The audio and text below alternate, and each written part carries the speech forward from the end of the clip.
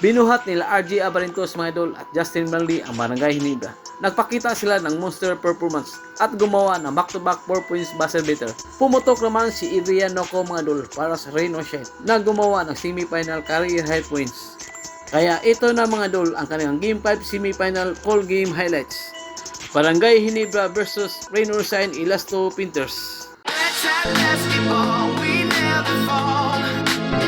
Sa opening frame mga idol, una nakabuta si Jonald Clarito with his footback.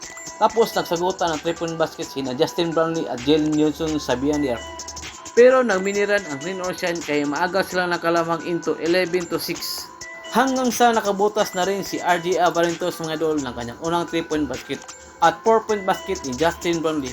Kaya nakahabol sila at nakatabla pa sa score na 17 all under 5 minutes remaining. Under 3 minutes remaining mga idol, naka 3-point basket si Adrian Noco. Pero sinagot naman ni Justin Burnley na kanyang buzzer beater 4 points.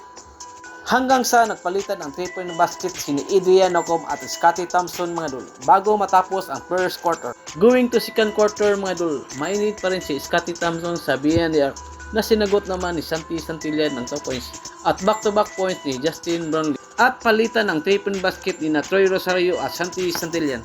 Pero under 6 minutes remaining mga idol, dito na pumutok si RJ Abarintos at nagminiran ang Barangay Hinebra kaya umabot na sa 15 points ang kanilang lamang. Under 2 minutes remaining mga idol, sumagot pa ng 3-point basket si Dian Mamuyak na agad naman sinagot ni Justin Burnley.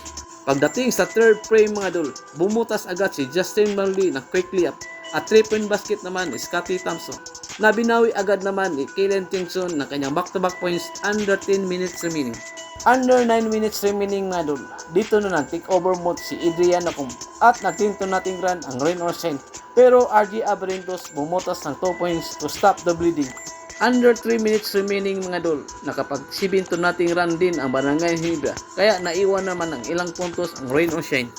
Hanggang sa nakapag-buzzer beater si RJ Abarintos bago matapos ang third quarter. Sa fourth and final frame mga idol, sinubukan pang humabol ng Rain or Shine pero masagot din ang Barangay Hinebra. At dito na rin nag-take over mode si RJ Abarintos na gumawa pa ng ilang puntos.